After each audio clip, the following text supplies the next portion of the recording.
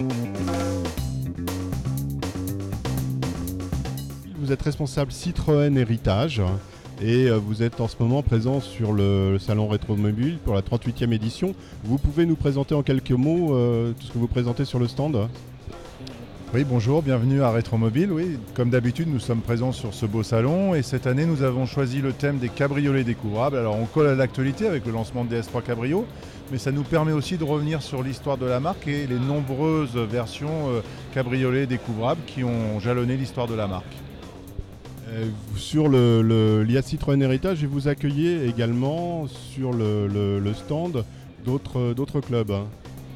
Oui, alors sur notre stand, on a, comme vous pouvez le voir derrière moi, une partie marque où on expose 4 véhicules, une B12 Torpedo de 1926, une DS19 Cabriolet de 1964, un concept car plus récent, c'est 5 Carscape de 2007, et puis la DS3 Cabrio. Et puis sur l'autre partie du stand, nous avons des clubs de collectionneurs Citroën qui représentent différents modèles, que ce soit DS, 2 chevaux ou encore la traction avant, qui sont fidèles à Rétromobile et qui nous permettent de faire vraiment un stand riche en termes de véhicules. Alors justement, juste derrière vous, il y a un superbe cabriolet DS19 de 1964, c'est bien ça ? Oui, cette DS19 de 64 a une particularité, c'est une version qui a été faite pour les USA, donc avec ses clignotants avant différents de la version européenne. Donc c'est une voiture qui a été vendue aux USA et rachetée par un collectionneur et ramenée en Europe. Là, elle sort de restauration. Et puis donc à votre gauche, la Torpedo, le Torpedo, comment dit-on précisément ? Alors on a mis une ancienne de l'époque d'André Citroën, une B12 Torpedo. Torpedo, c'est en fait une forme de carrosserie ouverte, donc elle est entièrement décapotable. Et c'est sur ce type de carrosserie qu'André Citroën a commencé à commercialiser ses voitures avec la fameuse Typa en 1919. Puis est apparue la B2, B10 et la B12 en 1926. Une voiture qui est une évolution de la Typa avec notamment des freins sur les 4 roues. Et donc vous avez choisi sur le stand Citroën Héritage de mettre en parallèle l'héritage Citroën avec cette Torpedo et la DS, l'idée, et puis également un peu plus loin derrière nous, des modèles beaucoup plus récents. Oui, parce que comme je le dis souvent, si on est là, c'est parce qu'on est constructeur actif, on vend des voitures, donc il faut aussi faire la promotion de nos derniers modèles. Et puis notre dernier modèle nous sert de thème pour le salon. Donc cette année, c'est la DS3 Cabrio, donc on en met une en expo et je pense que le public est content de la voir, même si bien sûr au départ il vient voir les véhicules anciens. Et vous me disiez à l'instant qu'il y avait beaucoup de monde aujourd'hui sur le salon. Oui, le salon a ouvert ses portes mercredi, mais aujourd'hui, jeudi, c'est vraiment impressionnant le nombre de personnes. Je suis surpris, mais c'est très bien, on est content. Et je pense que du coup, les gens sont contents de faire un petit retour en arrière et voir des voitures dans lesquelles ils ont roulé un peu plus jeunes.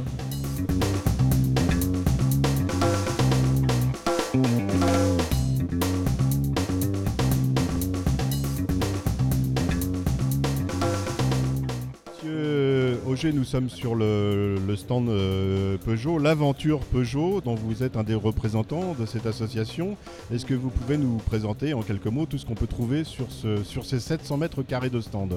Nous avons sur ces 700 mètres carrés de stand des véhicules qui sont présentés soit par l'aventure directement et qui sont sous vos yeux. Là, sont des voitures qui viennent de notre musée qui est situé à Sochaux. Et puis, parmi les 15 clubs que nous fédérons en France, des clubs de possesseurs de Peugeot, nous avons aussi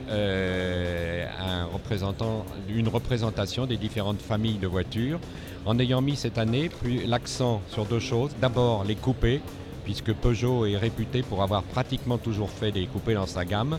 Et le premier coupé que nous avons réalisé, nous l'avons fait en 1898.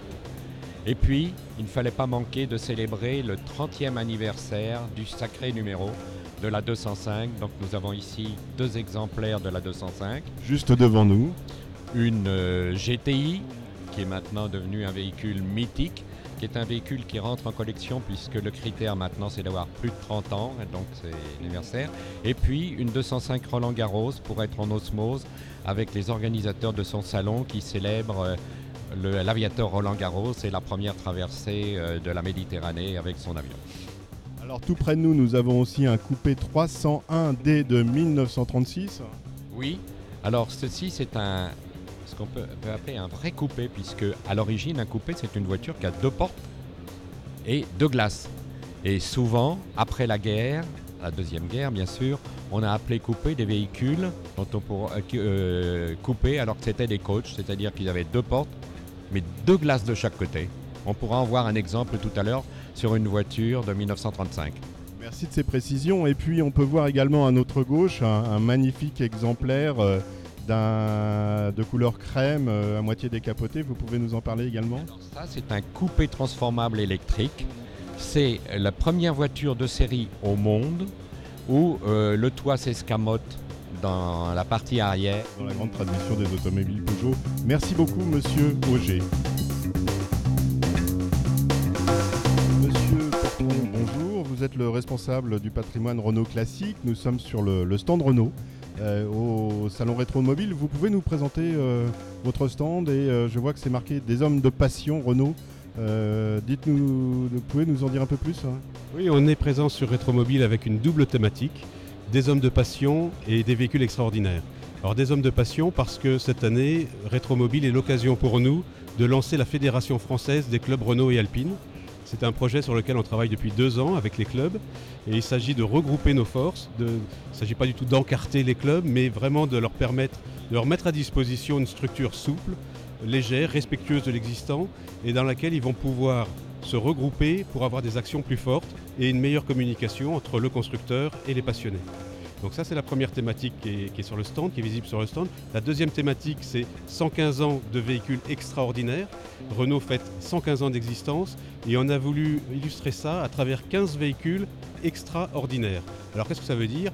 Ça veut dire que chaque véhicule, même le plus banal apparemment, il y a une petite 4 chevaux qui est exposée, mais ce n'est pas une 4 chevaux banale. C'est une 4 chevaux qui a fait 2 fois les 24 heures du Mans, qui a participé aux 1000 milles, qui a fait Liège-Rome-Liège, etc.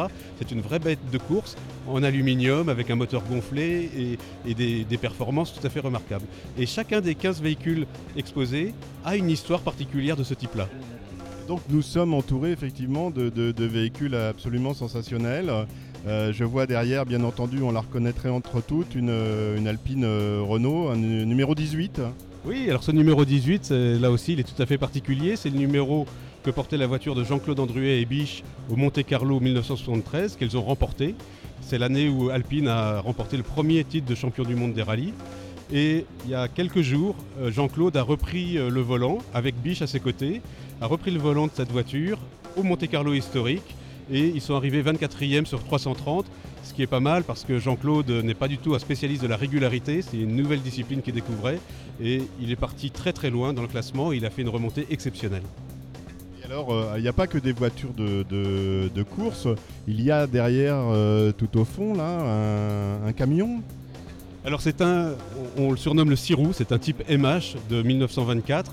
C'est une voiture qui sort tout juste de restauration puisqu'on l'a terminée quelques heures avant de l'emmener sur le salon. C'est un véhicule qui a une vocation, une histoire très particulière. Il était dédié au voyage transsaharien. Et en fait, c'est une illustration de la bagarre que se livraient André Citroën et Louis Renault. André Citroën a fait la croisière noire avec les chenillettes Kégresse.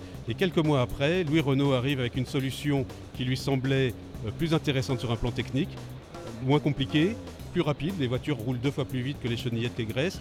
Et il ne va pas faire un coup médiatique comme André Citroën savait très bien le faire, mais il va arriver avec tout de suite une idée de business derrière, de commerce, puisqu'il va démontrer qu'on peut traverser l'Afrique avec un raid qui va parcourir 23 000 km. Et tout de suite derrière, ils vont mettre en place des lignes régulières de bus qui vont traverser le Sahara. C'est assez extraordinaire et donc toutes les voitures ici ont une histoire, peut-être une dernière pour le plaisir, et puis après j'inviterai tout le monde à venir dans ce musée magnifique. Quelle est la voiture qui est juste derrière nous? Alors c'est une balayeuse de la ville de Paris, elle date de 1913.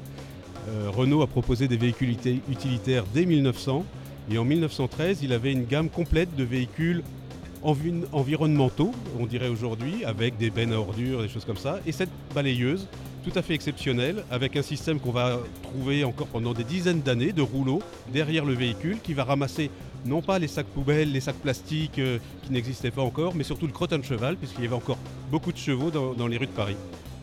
Merci beaucoup de votre accueil et on vous souhaite un très bon salon Rétromobile.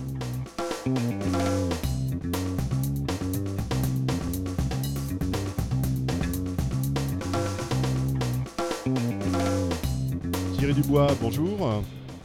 Vous êtes dessinateur. Vous avez participé à l'album sur l'automobile populaire avec le comité des constructeurs français d'automobiles. Et puis là, aujourd'hui, on vous trouve sur le salon Rétromobile. Vous pouvez nous présenter votre travail ? Donc alors souvent, des salons comme Rétromobile et l'automobile ancienne, ça a une connotation plutôt luxueuse. Or moi, l'automobile populaire, c'est quand même plutôt mon rayon, la voiture française, les routes de l'époque. En dessin déjà, et puis moi j'ai travaillé sur l'histoire de la Nationale 7, ça fait à peu près 15 ans que je travaille et que j'étudie le sujet, et puis je fais partager ma passion. Nous sommes déjà passés tout à l'heure, on ne pouvait pas vous approcher. Vous venez de sortir un nouvel album. Oui, Les Aventures de Jacques Gippard, le 4e tome, La femme du notaire. Et c'est d'une histoire chabrolienne, avec toujours des automobiles, et ça se passe dans les années 50, une période que j'affectionne. Et vous êtes là évidemment jusqu'à la fin de Rétromobile où on peut venir acheter et se faire dédicacer vos livres. Ah ça, j'accueille tout le monde avec plaisir. Merci beaucoup.